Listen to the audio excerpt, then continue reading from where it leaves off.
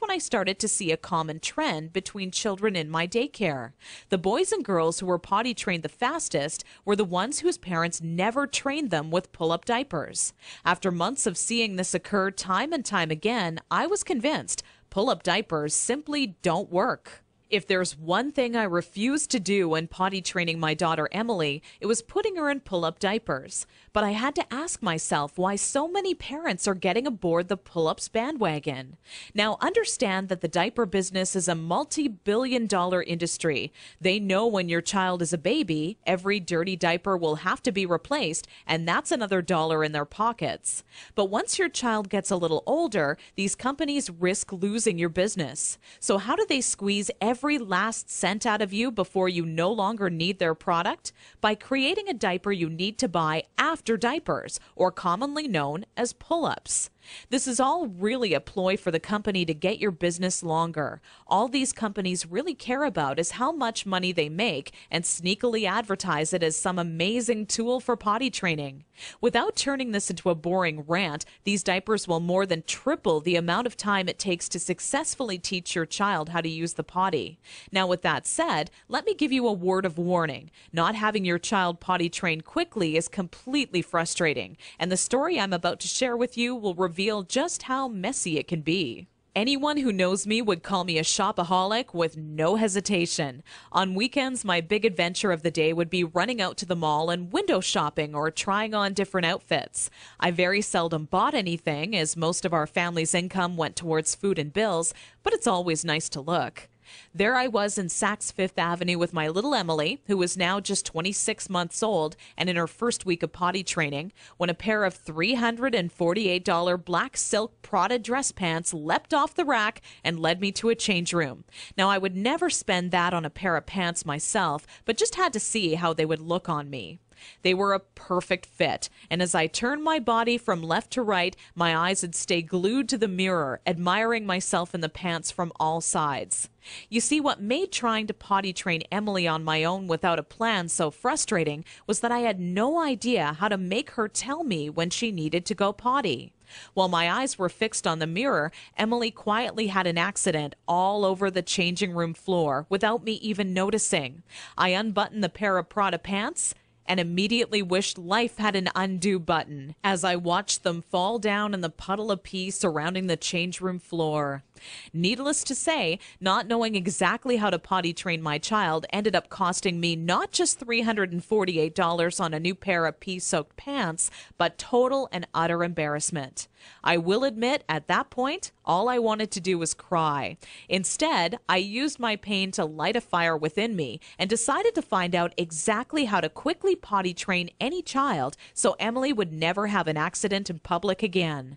With my newly found motivation and stumbling upon my discovery between parents who used pull-ups compared to those who didn't, I knew that my daycare created the perfect setting to experiment with what actually works when potty training and what doesn't.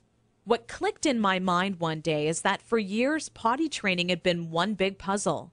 You know how the picture will look in the end, a potty-trained child, but have such a hard time solving the puzzle because you're not sure what pieces are needed or how they fit together. For the next 3 months with Emily, I tried every possible tip, trick, and method out there. During this time, I faced countless accidents, and it easily became the most challenging, frustrating, and embarrassing time in my career as a mother. It wasn't until Emily reached 29 months old she became fully potty trained.